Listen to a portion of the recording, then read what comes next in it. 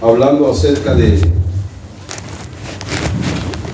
drama en el Edén, ¿se recuerdan? Un acontecimiento de la vida real.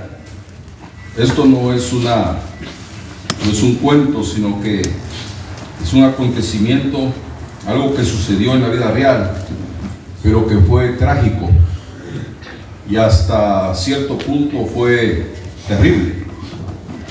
Y estaba hablando acerca de la caída del hombre y cómo en realidad la Biblia nos dice que cuando una persona cae, cuando una persona peca, por lo que podemos ver en la Biblia, una persona no cae de repente, de un momento para otro, sino que la caída consiste, hermanos, en una serie de actitudes, en una serie de sucesos y hasta cierto punto en una serie de decisiones. Una cosa produce otra. Aquí lo podemos ver con Eva. Primeramente Eva dice que oyó la voz de la serpiente, de Satanás. Luego empezó un diálogo con Satanás. Luego dice la palabra de Dios que contempla el árbol del bien y del mal, lo codicia, toma el fruto, lo come y le da a su esposo. Entonces fue una serie de eventos que llevaron a la caída y a desobedecer a Dios. Por eso es que toda caída es un proceso lento. Cuando una persona cae, no es que cayó de la noche a la mañana, sino que es un proceso. Yo les decía, como ir bajando gradas, una cosa lleva a la otra, ¿no? Y toda muerte, hermanos, toda muerte espiritual es un debilitamiento que se produce en la persona, que va tomando, ese debilitamiento va tomando fuerza día tras día, ¿no? La persona deja de venir a la iglesia. Cuando una persona deja de venir a la iglesia, eso es mala señal. Porque cuando una persona deja de venir a la iglesia, no solamente está faltando a la iglesia, sino que esa persona ya no ora, esa persona ya no lee la Biblia, esa persona ya no busca a Dios. Entonces se va produciendo un debilitamiento espiritual que tarde o temprano lo va a llevar a la caída. Tarde o temprano lo va a llevar a obedecer a Dios. Entonces, vamos a ver pues que es un proceso, ¿verdad? Santiago capítulo 1, versículo 15 dice que cuando la concupiscencia, dice, después que ha concebido, para el pecado. Y el pecado, dice ahí la palabra de Dios, siendo cumplido, engendra muerte. Cuando una persona acepta en su mente la tentación y da, hermanos, oído, ¿verdad?, a la astucia satánica, y acepta esa tentación, guarda en su mente, empieza a trabajar en su mente, pero acepta eso en su mente, entonces ahí es cuando se concibe el pecado. El pecado, hermanos, baja al corazón. Ya cuando eso ya está en el corazón, difícilmente la persona vuelve atrás, porque donde debe de luchar, donde debe de vencer es en la mente. Pero si en su mente es vencido, ahí está el problema. Ya cuando eso baja al corazón, ya es difícil. Por eso dice Santiago, cuando el pecado es concebido, o sea, cuando la persona peca o comete el pecado, ya en su corazón ya había pecado desde antes, ¿no? Porque dice, cuando el pecado es concebido, entonces dice, pare el pecado, o sea, da a luz el pecado. Pero cuando peca, esa persona ya de antemano, desde antes, ya en su corazón, ya tenía el pecado, ya lo comete, y entonces dice que el pecado siendo engendrado, o el pecado siendo cumplido, engendra muerte. Entonces podemos ver pues cómo el apóstol Santiago y el apóstol Pablo se ponen de acuerdo en esto. Porque Santiago dice que el pecado siendo cumplido engendra muerte. Y el apóstol Pablo dice, ¿verdad?, en el capítulo 6 y versículo 23 de Romanos, que la paga del pecado es muerte. Entonces los dos apóstoles se ponen de acuerdo en esto, que el pecado lo que trae es muerte. Bueno, y eso lo vimos hace 8 días. Pero hubieron consecuencias después de que el hombre pecó. Hubieron unas consecuencias que fueron en el momento instantáneas, y hubieron otras consecuencias que vinieron después. Cuando el hombre pecó, cuando la mujer pecó, dice la palabra que sus ojos fueron abiertos. 1. 2, dice que se dieron cuenta que estaban desnudos. 3, dice que se escondieron de Dios. Y 4, dice que tuvieron miedo.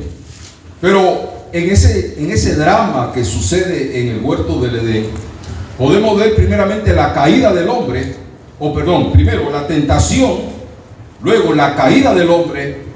En tercer punto, Dios buscando al hombre. ¿Por qué digo que Dios buscando al hombre? Porque aún en el huerto del Edén, Dios buscó al hombre y le dijo a Adán, le hizo una pregunta: Adán, ¿dónde estás tú?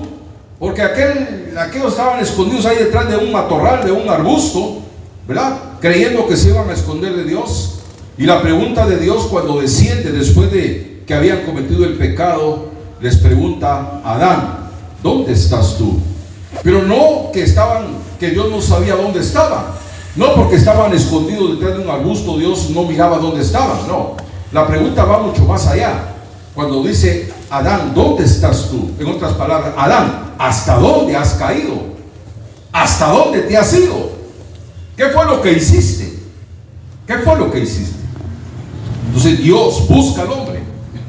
Y en cuarto punto vemos a Dios supliendo las necesidades del hombre, porque ya después vemos que cuando ellos se vieron que estaban desnudos, Dios tuvo que sacrificar un animalito para vestirlos. Entonces son 4 puntos muy importantes: la tentación, la caída del hombre, Dios en busca del hombre y Dios supliendo las necesidades del hombre. Pero después de que pecaron, vinieron una serie de consecuencias. Y yo les dije el domingo pasado, ¿verdad?, que el mensaje lo dejaba inconcluso por falta de tiempo. Pero si miramos el versículo 7, si tienen ustedes sus Biblias abiertas ahí en Génesis,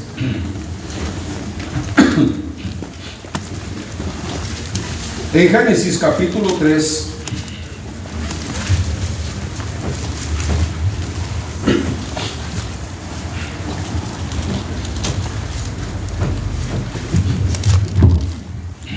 en el versículo 7, dice la palabra que en el momento que pecan, yo les decía que cuando Eva comió del fruto no pasó absolutamente nada. Ella comió y todo siguió igual. Pero cuando va con su esposo y le da a comer, y Adán come, en ese momento, hasta ahí fueron abiertos los ojos de ellos, porque Dios había puesto al hombre como cabeza de la mujer. Entonces, en el versículo 7, miremos los resultados inmediatos del pecado. Y dice la palabra que fueron abiertos los ojos de ambos. Esta es una manera, ¿cómo les pudiera decir? Esta es una manera gráfica para describir la pérdida de la inocencia original, la pérdida de su pureza. Se dieron cuenta que estaban desnudos. Eva y Adán no sabían lo que era su blancura espiritual hasta que la mancharon. Y después del pecado, lo que más quedó visible fue la mancha. La blancura se perdió, la inocencia se perdió, la pureza se perdió, y sus ojos fueron abiertos a la malicia.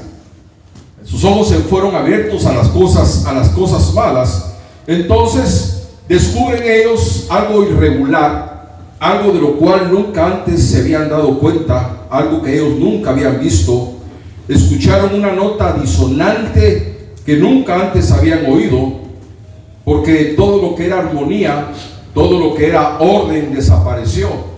No había más armonía, no había más orden por causa del pecado. Entonces cuando sus ojos son abiertos se dan cuenta de que están desnudos. Y esta palabra, esta porción que dice, conocieron que estaban desnudos, con estas palabras se describe el sentido de culpa que Adán y Eva experimentaron. En el capítulo 2, el último versículo, creo que es el 29, el último versículo, dice que ellos andaban desnudos por el huerto y dice que no se avergonzaban. Pero se dieron cuenta de que había algo en ellos que ahora los avergonzaba, que los hacía sentirse mal, que los hacía sentirse inquietos, que los hacía sentirse incómodos, porque vieron, dice, que estaban desnudos. No se avergonzaban antes, andaban por todo el huerto desnudos, y dice la Biblia que no se avergonzaban. Algo, hermanos, que era tan natural, algo que era tan inocente, algo que era tan puro, se convirtió en una causa de vergüenza y de malicia. Dejó de verse el bien donde el bien estaba, y entró el mal, entró la malicia, entró lo malo en su lugar, hermanos. En lugar de aquella blancura entró lo negro, en lugar de lo dulce, hermanos, todo se convirtió en algo amargo. Pero hay algo, hermanos, en este relato de Génesis. Cuando Adán y Eva se dieron cuenta que estaban desnudos, estaban reconociendo su fragilidad, estaban reconociendo su vulnerabilidad, y se dieron cuenta que habían perdido cierta fuerza moral, porque ahora sentían una vergüenza de verse desnudos. Ellos perdieron, hermanos, esa moralidad con que Dios los había creado. Y es que lo que pasa es que el pecado lo arruina todo. El pecado lo destruye todo. La armonía se va, el orden se va, porque el pecado, hermanos, lo que trae únicamente es un desorden terrible y una muerte espiritual. Identificaron ellos un deterioro en sus vidas, hermanos, de un debilitamiento espiritual.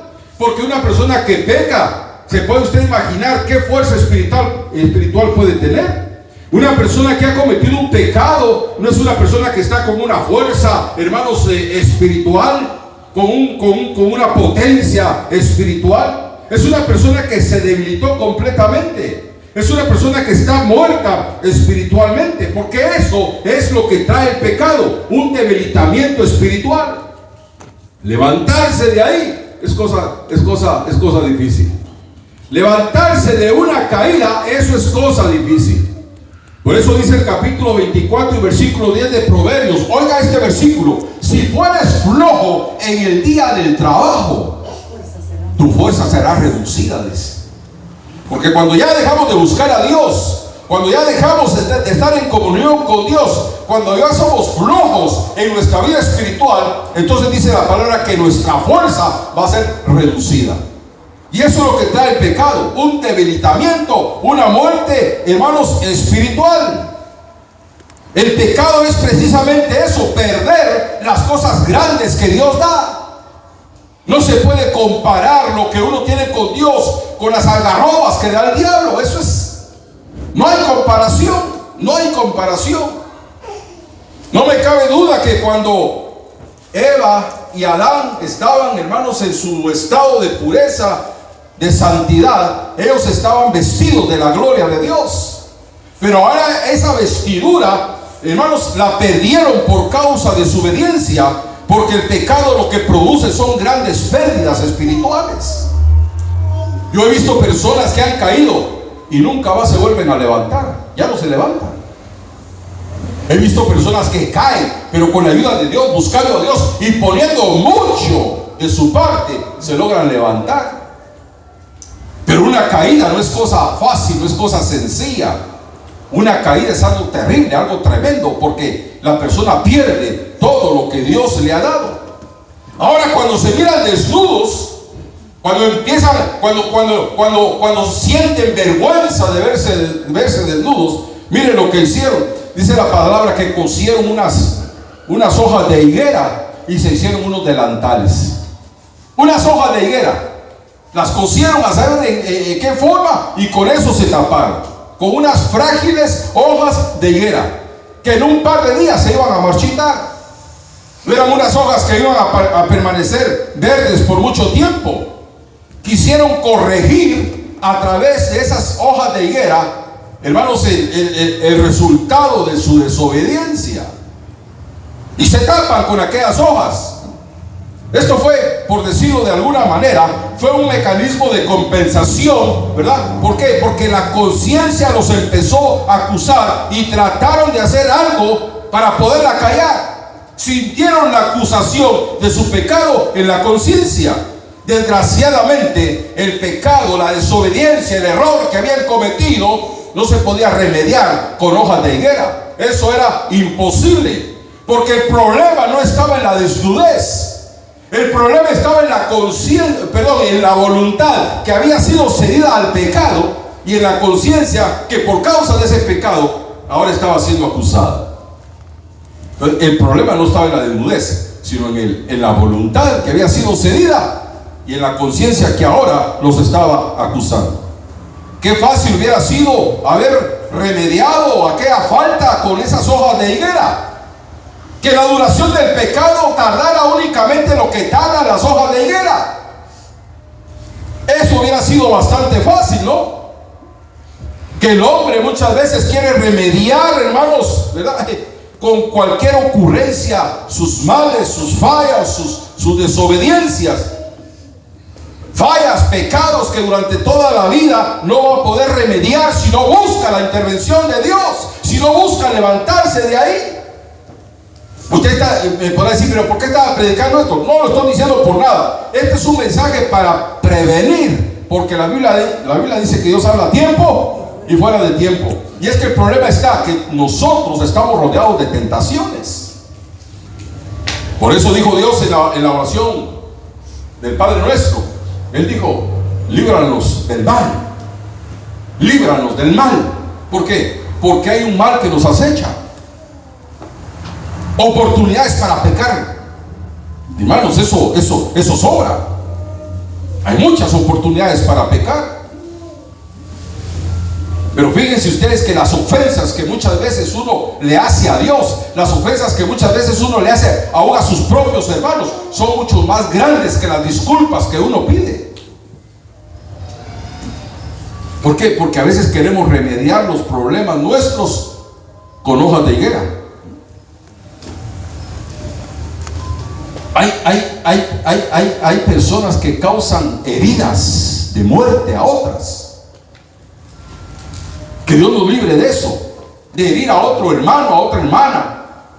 Una herida de muerte, una herida que los haga llorar. Y después queremos sanar aquella herida poniendo un poco de vaselina. Eso es imposible, eso no se arregla así.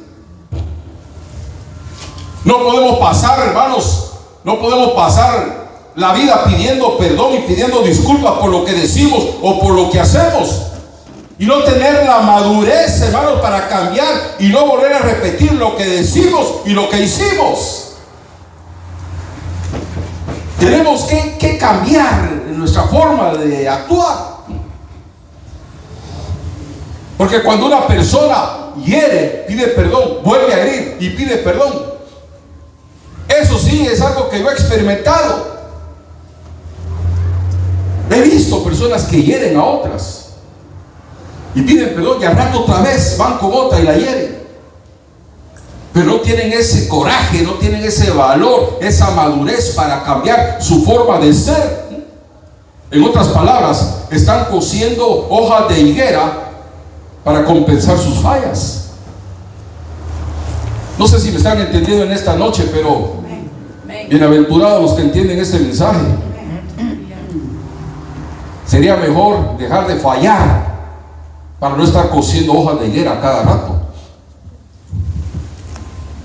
Y oiga lo que pasa. Otra consecuencia. Mire lo que hacen esto.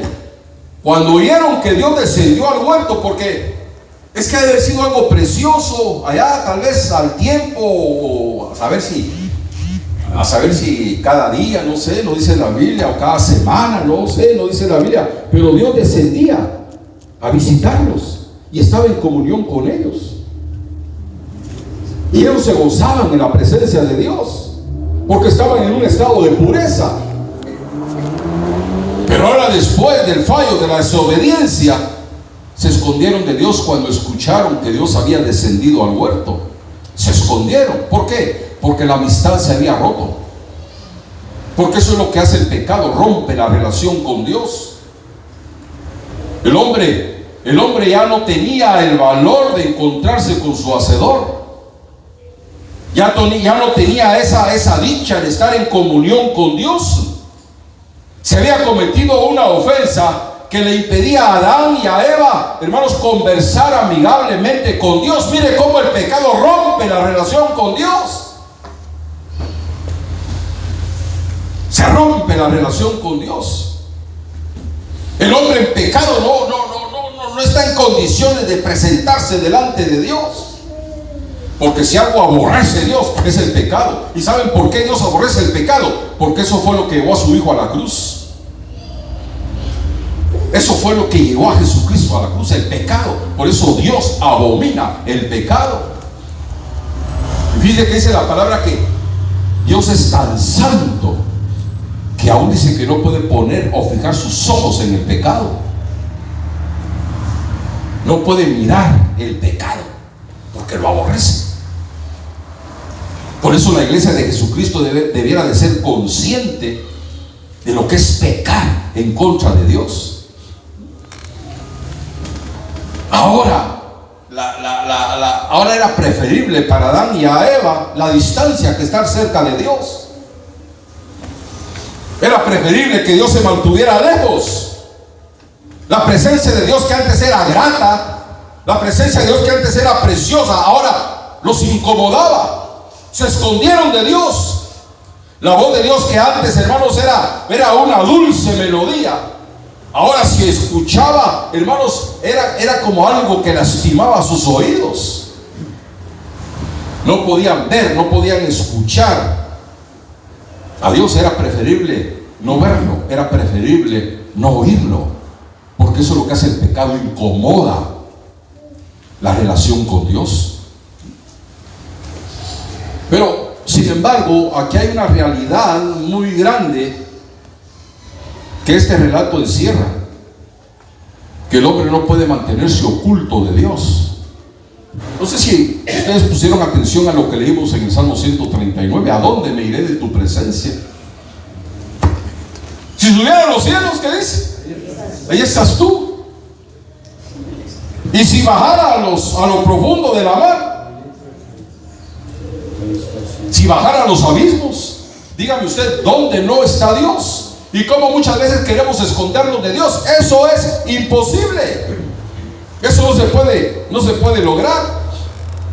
Y este pasaje, esto de Adán, nos recuerda la gran verdad de que tarde o temprano tenemos que salir de nuestros escondites para enfrentarnos, o para qué. Sí, para enfrentarnos a Dios, para ponernos delante de Él. Porque nuestros hechos no pueden permanecer ocultos. Uno se lo puede ocultar a su familia, se lo puede ocultar a la iglesia, se lo puede ocultar a un montón de personas, pero a Dios no se le puede ocultar absolutamente nada. Mire el capítulo 2 del Éxodo. ¿Qué fue lo que pasó con Moisés? Moisés creyó que había cometido el crimen perfecto. Agarra aquel egipcio, ¿verdad?, que había estado maltratando a un hebreo. Agarra al egipcio y lo mató. ¿Y qué hizo? Lo fue a enterrar en la arena y miró para todos lados. No lo vio nadie. Y él creyó que el crimen había sido perfecto, que nadie se iba a dar cuenta. ¿Qué pasó? Al otro día se dio cuenta que el pueblo ya estaba al tanto de lo que había pasado. Hubo alguien que lo vio. Es que a veces uno piensa y dice, nadie me está viendo. Capítulo 12 de Hebreos dice que tenemos a nuestro alrededor una tan grande nube de testigos. Limpiémonos pues del pecado que nos rodea. Una grande nube de testigos. Y uno cree que está solo, que nadie lo está viendo. Miren lo que pasó con Acán en el capítulo 7 de Josué. Acán pensó que haber agarrado aquellos lingotes de oro, aquellas piedras aquellos mantos babilónicos, aquella plata que Dios había dicho que no agarraran. Él lo agarró, lo tomó, lo fue a esconder a su tienda y pensó que nadie se iba a dar cuenta, que nadie iba a saber. Dios lo descubrió. ¿Y qué pasó? Toda la nación, todo el pueblo de él se dio cuenta, porque Dios sacó a luz ese pecado. Ananías y Zafira creyeron que podían esconder su mentira, que podían engañar a la iglesia, a Pedro, pero nunca pudieron engañar al Espíritu Santo y fueron cortados. ¿Se acuerdan de Giesi? Aquel muchacho que alcanzó a Naamán, ¿verdad? Y le tiró una mentira, que iba de parte de Eliseo. ¿Se recuerdan? ¿Va? Leyeron eso, y que Naamán le dio ahí unos vestidos, y era mentira, no iba de parte del profeta. Y nunca se imaginó que al regresar el profeta Eliseo lo estaba esperando con una sentencia de muerte. ¿Por qué? Por mentiroso, porque pensó que nunca su pecado iba a salir a luz. Entonces, no hay manera en que el hombre se pueda ocultar de Dios y que el pecado no salga a luz. Tarde o temprano sale a luz. Mire David. ¿Qué pasó con David? Se metió con una mujer, ¿verdad? Que era casada, o sea, en un adulterio, y de ahí manda a matar al pobre marido que no tenía nada que ver ahí.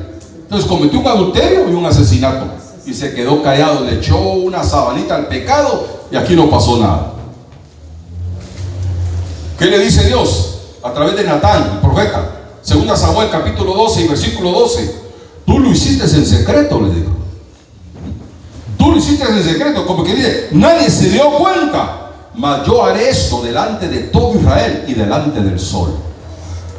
Lo descubrió. Pero aquellos estaban escondidos detrás ahí de unos matorrales, pensando que se iban a esconder de Dios. ¿Están escuchando? Amén. Y por último, ¿qué dice? Tuvieron miedo. Miedo. Ellos nunca habían experimentado lo que era el miedo. Nunca habían tenido miedo. No sabían qué era el miedo. Mire cómo después del pecado, hasta miedo entró. Pero mire cómo el Dios, que Dios nos puso a todos nosotros miedo. Hay un miedo que es natural. Nosotros tenemos un miedo que es natural y hasta cierto punto es necesario. Ese miedo que hay en nosotros, porque nos protege del peligro. Hay un miedo que es natural. Nadie, ¿verdad?, con 5 dedos de frente se va a atrever a atravesar un freeway caminando de un lado para otro. ¿Por qué? Porque sabe que si se pasa lo tira un carro. Hay un miedo que lo protege a uno. Hay un miedo que es tan natural que uno le tiene miedo a ciertos animales, ¿no es cierto? Ninguna persona con sus 5 sentidos le va a ir a sobar los cachos a un toro. ¿No que no? Porque sabe que el toro se le va a voltear. Hay diferentes clases de miedo. Hay un miedo que le podríamos llamar un miedo social, un miedo a hablar en público. Creo que muchos de ustedes no pasan a testificar porque tienen esa clase de miedo. Les da miedo el púlpito. Hay gente que tiene miedo a estar sola, y cuando se quedan solos ahí encienden todas las luces. Hay un miedo al paso del tiempo. Hay una hermana de aquí de la iglesia que cada vez, es que todos tenemos diferentes miedos, ¿verdad? Esta hermana, cada vez que cumple años, pobrecita, se deprime porque dice que le está llegando la vejez. Hay gente que le tiene miedo al paso del tiempo. Pero hay un miedo pues que es natural, que Dios puso en nosotros, ¿no? Y ese miedo se forma en el cerebro como un mecanismo de supervivencia, un miedo para protegernos. Ese miedo que Dios puso, ese miedo natural, está diseñado para protegernos. Porque ese miedo pues no permite que uno haga ciertas cosas. Pero hay un miedo a Dios y hay un temor a Dios. Nosotros lo que debemos de tener es temor a Dios, temor de Dios. Por eso dice Proverbios capítulo 1 versículo 7 que el principio de la sabiduría es el temor a Dios. Pero ¿qué es temor a Dios? El temor a Dios no significa tenerle miedo como algo peligroso, porque hay gente que cree que Dios anda con un látigo, ¿verdad?, repartiendo golpes, y que Dios es un Dios enojado, que es un Dios inaccesible, que es un Dios violento. Pero no es así. Temer a Dios es tenerle un respeto profundo. Temer a Dios es tenerle reverencia. Temer a Dios es tenerle amor. Temer a Dios es, hermanos, reconocer quién es Él y desear hacer lo recto. Eso es temor a Dios. Cuando una persona tiene temor de Dios, es una persona que no quiere fallarle. Y no le falla no por el castigo, sino porque le ama. Como José, ¿verdad? ¿Se acuerdan de José en Egipto? Lo agarra aquella mujer y le dice: duerme conmigo. Y él estaba solo, la familia no estaba ahí. Estaba solo él y la mujer en la casa. ¿Qué hubiera dicho un canal? Qué suerte es la mía. Esta suerte no me la pierdo. Esta oportunidad no la pierdo. Pero ¿qué dijo él? Estando solo, dijo él: ¿cómo haría yo esto? Dijo, y pecaría contra Dios. Y dice que se zafó y le dejó la camisa ahí porque ella lo agarró. O sea, tuvo la oportunidad de pecar, tuvo la oportunidad de ofender a Dios, pero su temor a Dios no lo dejó. ¿Por qué? Porque amaba a Dios. Entonces, cuando uno ama a Dios, le tiene temor a Dios, y lo que uno menos quiere es ofenderle. Ahora, pero el miedo, eso es algo distinto. El miedo a Dios es algo distinto, ¿no? Porque una persona que le tiene miedo a Dios es una persona que siente angustia solamente de pensar en Él. Es una persona que tal vez no hace las cosas malas, no porque lo ame, sino por miedo al castigo. Eso es diferente. Ahora, lo que Adán y Eva sintieron no fue temor a Dios. Lo que ellos sintieron fue un miedo, algo que les produjo hasta cierto punto una angustia al saber que Dios había descendido después de que ellos habían pecado. Pero por regla general, no hablando del miedo natural, por regla general, el miedo viene, hermanos, cuando se hace una violación a la ley. En este caso, pues a la ley de Dios. Les pongo un pequeño ejemplo, un ejemplo sencillo. Si van dos automovilistas en el freeway, uno va a una velocidad, a la velocidad correcta, a lo que está dentro de la ley, dentro de lo permitido, pero va otro a una velocidad excesiva, y allá adelante está un policía en su patrulla con el radar, ¿verdad? Ahí chequeando la velocidad. Cuando los dos miran al policía, tienen una reacción distinta. El que va a la velocidad normal, no pasa nada, va dentro de lo correcto, va dentro de la ley. Pero el que va a una velocidad excesiva, le entra un temor. No un temor por el policía, porque uno mira policías en la calle, ahí pasan en las patrullas, andan caminando, y uno no siente temor cuando mira a la policía. Pero el que viola una ley siente temor, no por el policía, sino porque sabe que su violación merece un castigo, una multa, un ticket. Entonces el miedo no es al policía, sino al castigo. Entonces, prácticamente eso es lo que pasa cuando se viola la ley de Dios. Entonces se pierde la paz, se pierde el gozo, se pierde la armonía, se pierde la comunión, porque eso es lo que produce el pecado. Mucha gente vive llena de temores, mucha gente vive llena de miedo. ¿Y sabe por qué? Porque sus conciencias no están bien con Dios. Pero el día que se sometan a Dios haciendo las paces con Él, los miedos y los temores se van a ir. Porque la presencia de Dios y la comunión con Dios, una de las cosas que produce es paz. La persona que vive en comunión con Dios tiene paz en medio de cualquier situación. Entonces mire los resultados que vinieron. Dice que no solamente entró el pecado, ahorita termino, no solamente entró el pecado, no solamente entró la enfermedad, no solamente entraron las maldiciones, sino que aún entró el dolor, porque ellos antes no habían sentido, no habían experimentado lo que es dolor. ¿Y qué le dijo Dios a la mujer? Con dolor vas a dar a luz a tus hijos. Y qué dolores, ¿verdad? Era algo que nunca antes Eva había experimentado. Ahora no, ahora a uno le duele la cabeza, que le duele los ojos, que le duele la garganta, que todo le duele a uno. Resultado de esto, resultado del pecado.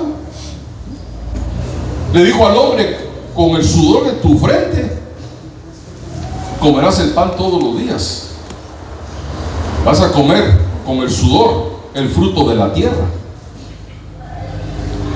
¿Ah? ¿Por qué muchos se levantan a las 4 de la mañana? Hay hermanos que se levantan a las 4 de la mañana y ahí van a trabajar.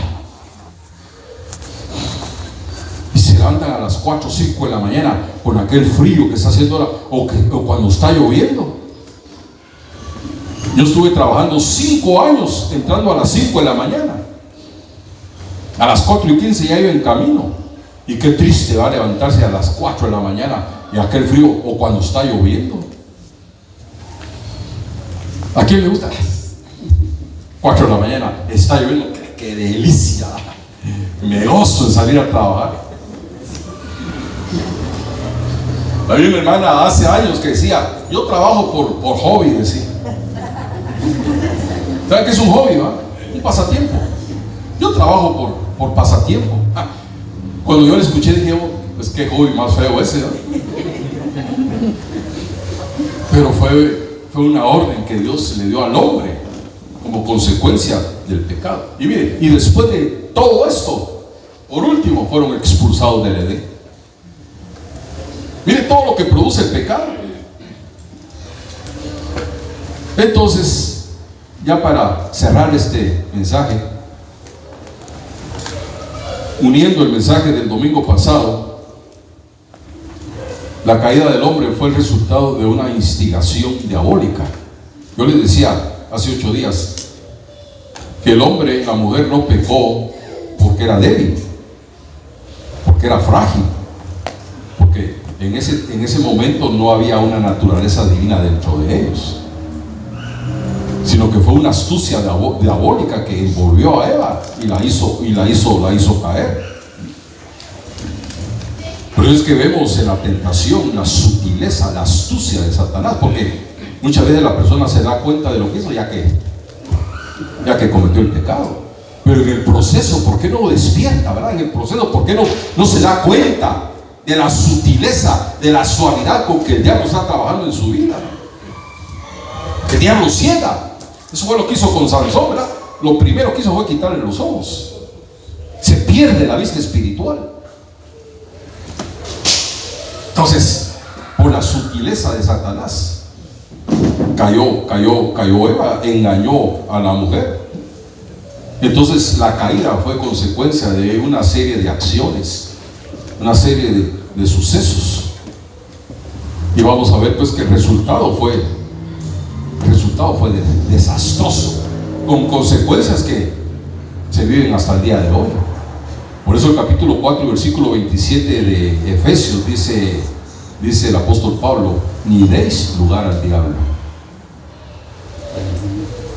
¿Verdad? Ni deis lugar al diablo, porque el diablo trabaja fino, trabaja suave, se mete de una manera tan suave para engañar con su astucia. Por eso dice el apóstol Pablo, ¿verdad? Para que Satanás no gane ventaja sobre vosotros, porque no ignoramos, ¿qué dice? Sus maquinaciones. Yo les decía, Satanás no ataca a lo tonto, a ver qué es lo que sale, no.